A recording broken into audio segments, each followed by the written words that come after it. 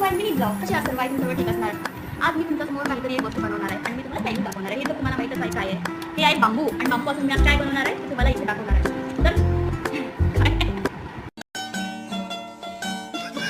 मी आले परत.